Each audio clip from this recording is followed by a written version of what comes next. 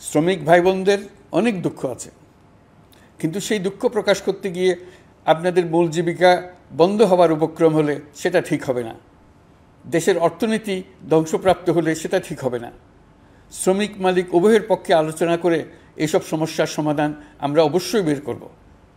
আপনারা কারখানা খোলা রাখুন, অর্থনীতির চাকা সচল রাখুন, দেশের অর্থনীতিকে সোজা হয়ে দাঁড়াতে দিন।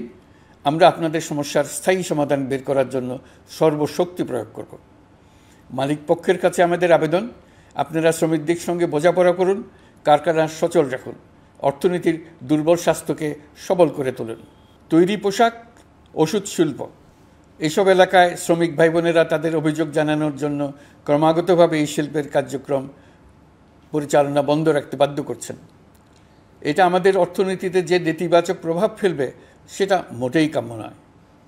এমনিতেই ছাত্র শ্রমিক জনতার বিপ্লবের পর যে অর্থনীতি আমরা পেয়েছি সেটা নিয়ম নীতিবিহীন দ্রুত ক্ষীয়মান একটা অর্থনীতি। প্রাতিষ্ঠানিক কাঠামো প্রায় ধ্বংসপ্রাপ্ত, বৈদেশিক মুদ্রার রিজার্ভ তলানিতে গিয়ে ঠেকেছে। আমরা এই অর্থনীতিতে প্রাণ সঞ্চারের চেষ্টা করছি, আমাদের উদ্যোগে সাড়াও পাচ্ছি। ঠিক এই সময়ে আমাদের শিল্প কারখানাগুলো বন্ধ হয়ে যাক, অকার্যকর হয়ে যাক, এটা আমাদের অর্থনীতিতে বিরাট আঘাত পড়বে। সেটা কিছুতেই আমাদের কাম্য হতে পারে না। ওষুধ শিল্প এবং তৈরি পোশাক শিল্প দেশের গৌরব। এর মাধ্যমে আমাদের শ্রমিক ভাই বোনেরা তাদের কর্মকুশলতা বিশ্বকে মুগ্ধ করেছে। এর সাফল্য এখন থমকে আছে। আমরা এই দুই শিল্পকে তাদের সম্ভাব্য শীর্ষে নিয়ে যেতে চাই। দুর্বল করার তো প্রশ্নই ওঠে না। এই দুই শিল্পের কোথায় কোথায় বাধা আছে, সমস্যা আছে, সেগুলো চিহ্নিত করে তাকে বাধামুক্ত করতে চাই।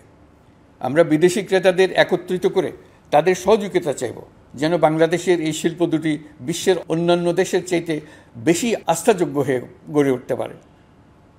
সব কিছুই সম্ভব যদি আমরা শ্রমিক মালিক সম্পর্কটা একটা নির্ভরযোগ্য, আনন্দদায়ক করে গড়ে তুলতে পারি। আমাদের সরকারের প্রথম মাস কাটল, দ্বিতীয় মাস থেকে আমরা নতুন বাংলাদেশ গড়ার ভিত্তি হিসেবে নতুন শ্রমিক মালিক সম্পর্কের সূচনা করতে চাই। এটা দেশের সবার কাম্য। দেশের নতুন প্রজন্ম নির্ভয়ে যেন তাদের ভবিষ্যৎ নিয়ে এগিয়ে যেতে পারে, আমরা সেই লক্ষ্যে কাজ করছি। আমাদের দায়িত্ব অনেক। ন্যায়ভিত্তিক একটা সমাজ গড়ে তোলার জন্য একসাথে অনেকগুলো কাজ আমাদের হাত দিতে হবে। 1 জুলাই থেকে 5 আগস্ট পর্যন্ত ছাত্র জনতার গণ আন্দোলনকে দমন করতে যেসব ফৌজদারি মামলা দায়ের করা হয়েছিল, এর মধ্যে হত্যা মামলা ছাড়া বাকি প্রায় সকল মামলা প্রত্যাহার করা হয়েছে। এইসব মামলায় গ্রেফতারকৃত সকলে মুক্তি পেয়েছে। দায়িত্ব গ্রহণের শুরুতেই অন্তর্বর্তীকালীন সরকার বিচার বিভাগের বড় সংস্কারের কাজে হাত দিয়েছে। যোগ্যতম ব্যক্তিকে প্রধান বিচারপতি নিয়োগ দেওয়াতে মানুষের মনে নতুন আশার সঞ্চার হয়েছে। আপিল বিভাগের বিচারপতি নিয়োগ, অ্যাটর্নি জেনারেল নিয়োগ এবং অন্যান্য নিয়োগগুলি অতি গুরুত্বপূর্ণ নিয়োগ, যেগুলো সবকটাই সম্পন্ন হয়েছে।